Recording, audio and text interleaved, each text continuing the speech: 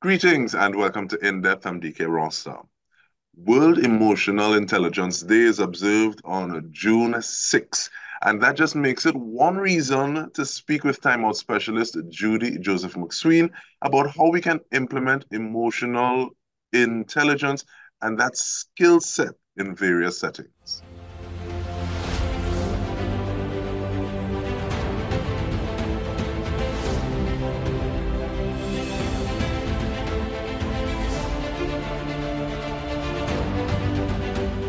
How are you doing, ma'am? I'm great, DK. Great to be here on Emotional Intelligence Day. And You know, I see 6 seconds. What is the significance of six in some of the conversation we're going to have today? so 6 seconds is the name of a global emotional intelligence network, if not the largest, certainly one of the largest emotional intelligence networks. And its name stems from the fact that the neurohormones associated with emotional intelligence come into our bloodstreams and they have a life cycle of 6 seconds. You actually have 6 seconds in which you can determine whether you want to change the emotion you're experiencing or not.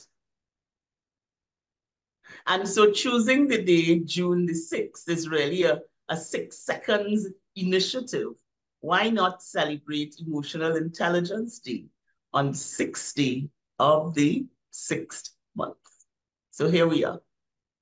And, and that sort of layout and setting of context makes me want to ask why, to your perception, do you think that people lay a little less credence still to things like emotional intelligence when there is this level of scientific application now saying, okay, well, this is happening because of that. And it's not just, well, I feel this way or I can't change the way I feel. So let's bear in mind that emotional intelligence is relatively new. It came to the forefront when Goldman published his book on emotional intelligence, and that was 1990. 6 seconds came into being in 1997. And we have historically come from a pattern of where we hear say, leave your emotions behind. Somebody starts to cry, you tell them, stop crying, you know? And so we coming from years and years of a pattern of behavior where we now have informed neuroscientific research that demonstrates the impact of emotions, um, that they matter in our decision making, in us making smart decisions. And so that information is now being shared.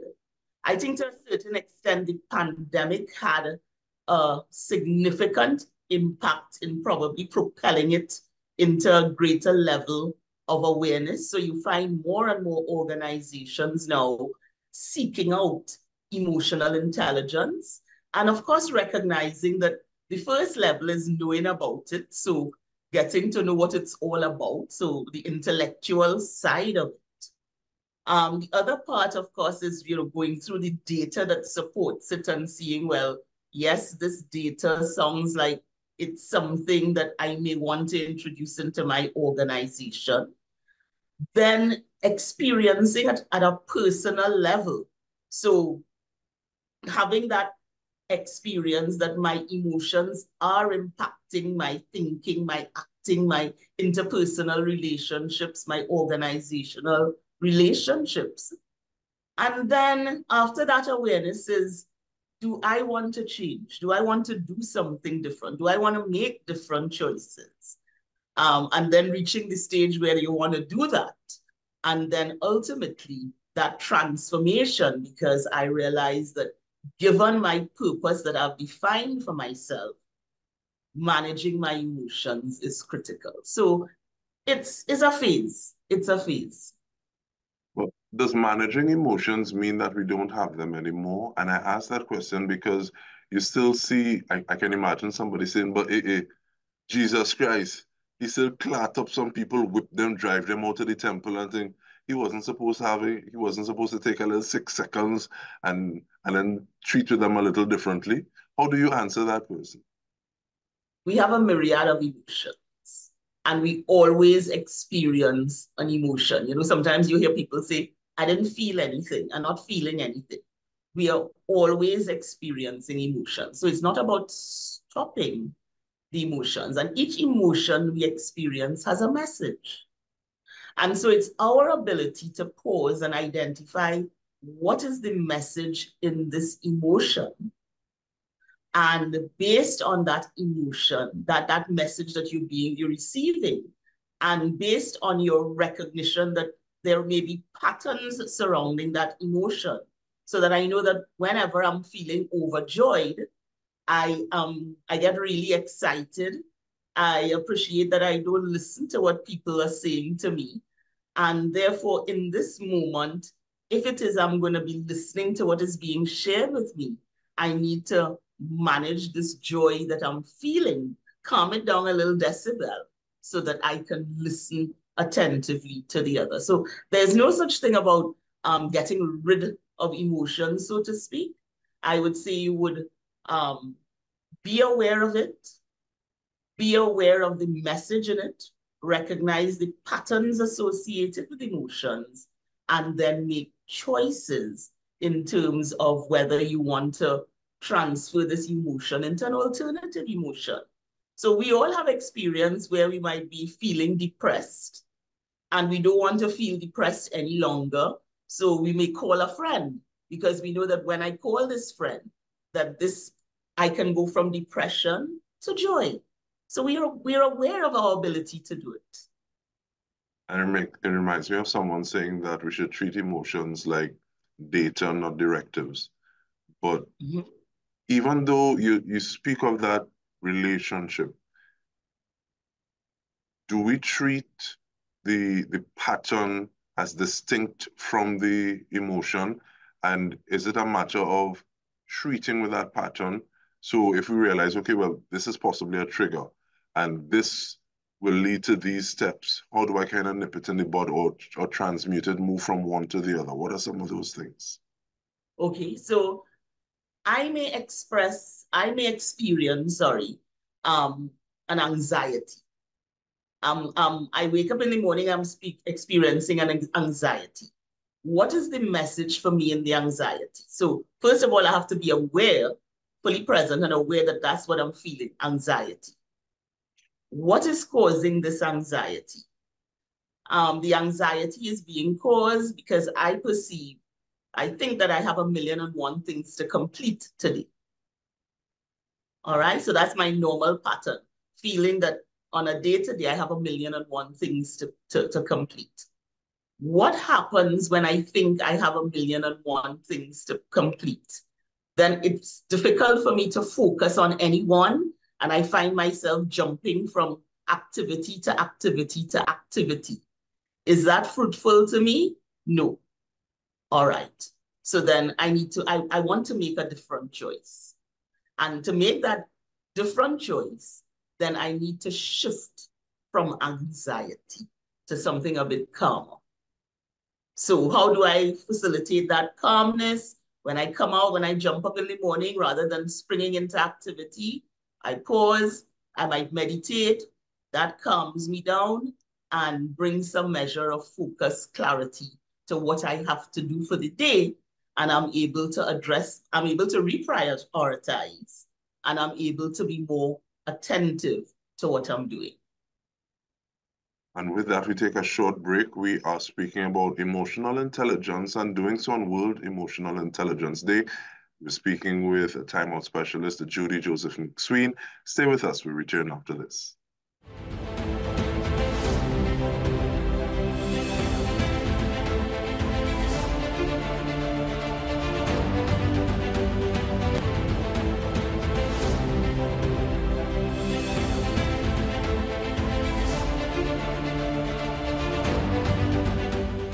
Welcome back. We are in a conversation looking at emotional intelligence with timeout specialist Judy Joseph McSween. A little before we took the break, you would have mentioned being fully present within yourself, being able to realize this is where I am at this point in time, almost like doing an audit. The person who is not present within themselves, might that lead to them feeling less, kind of feeling a bit of numbness? Because we know there have been even songs, your body here with me, but your mind on the other side of town. And sometimes it's easier to just not be fully within yourself. Correct. How do you bridge that? Yeah. So the busyness of our lives means that most times we unconscious of what we're feeling in the moment. So normally I would encourage persons to become fully present, and you can do that by, asking them a series of questions that bring them to the present moment. So that they're not thinking about the past, they're not thinking about the present, but recognizing that the past is informative of what they're experiencing in the present. So the journey that the development of emotional intelligence field has gone through is that data, the neuroscientific data has been collated and analyzed, and people, different organizations have developed psychometric tests for measuring your emotional intelligence. So long ago, part of the reason why it wasn't a major focus is because people always felt that soft skills, as they describe emotional intelligence, cannot be measured. So the realities now is that there are psychometric tools that allows it to be measured. And so through administering these tests, so you have people who are trained to administer and debrief the results of the test, people can become more aware as to their emotional intelligence competencies. And usually those competencies are categorized into one, your self-awareness. To what extent am I aware of my emotion? To what extent am I aware of the impact of that emotion? So that is like the past informing your knowledge. So I know that this is the emotion that I'm feeling. And historically, when I've felt this emotion, this is the thought pattern that has developed. This is the actions that I've traditionally done. So the brief of your psychometric test provides you with that data, that awareness. And you also have to be able to recognize your pattern. So again, further awareness that there are patterns in which I operate. And then, of course, to ask yourself that when I reflect on these emerging patterns from this test that I've done, that, something pulled from the sky, I have responded to them. What is the narrative I'm giving myself based on these responses? And the narrative may say that, I'm navigating my emotions well to deal with situations. It may say that it doesn't appear that I am appreciating fully the consequence of the actions that might emerge from the given emotion. Or it might say that, I am really not optimistic about my ability to be successful to navigate a particular situation. So all that information then allows you to determine whether I need to make different choices as regards my emotion. So when I'm angry, it's informing me, the message I'm getting from the emotion is, this person is not satisfying a particular need I have. So do I need to throw a hammer at them, or do I need to be explicit about what is the need I have that they are not meeting? So the knowledge provides you with the information that is required to allow you to make a better choice in the present moment, to be different in the moment. So from the knowing to the being, and then to the doing. And so appreciating that with those choices, you are actually formulating those choices around your values and around a purpose you may have defined for yourself. And the greater the clarity you have on your purpose, which is something, again, that the psychometric tools allows you to measure, what's the clarity on your purpose, then you can more intentionally align your choices with that noble goal or purpose. Okay? And I like the fact that you talk about choices because I can see the potential for someone having a thought and something that drives them. But the way that they articulate it with different people who have different worldviews will be different. So someone who so you're in a church setting and someone say, okay, well, I want you to do this because God said to do it. Mm-hmm. It's very different from someone in a work setting or that same person in a work setting with someone giving an instruction and you may treat with it a little differently.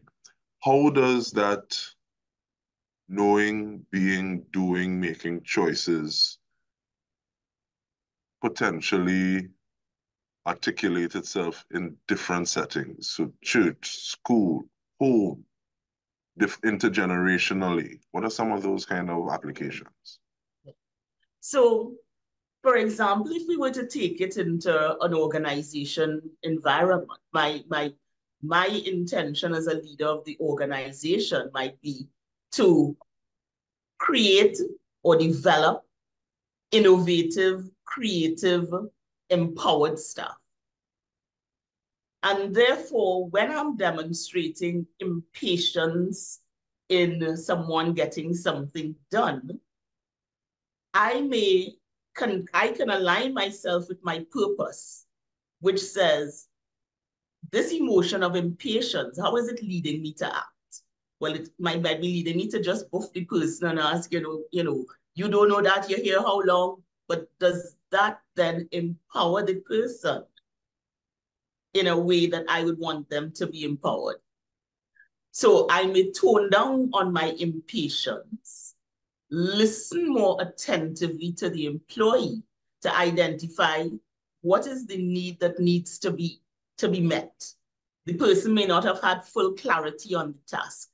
The person may not have had full technical competency on the